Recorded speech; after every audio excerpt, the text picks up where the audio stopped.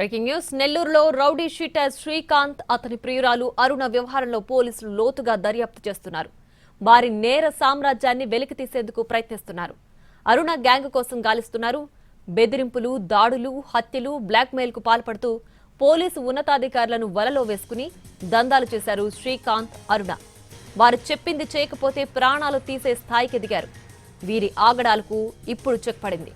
Rowdy sheeter Srikanth payroll రద్దు, అరుణ అరెస్టుతో వారి నేర సామ్రాజ్యానికి బీటలు పడ్డాయి.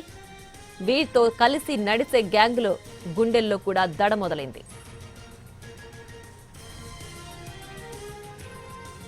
శ్రీకాంత్, అరుణ వ్యవహారం రాష్ట్ర వ్యాప్తంగా సంచలనంగా మారడంతో పోలీస్ శాఖ సీరియస్ గా తీసుకుంది.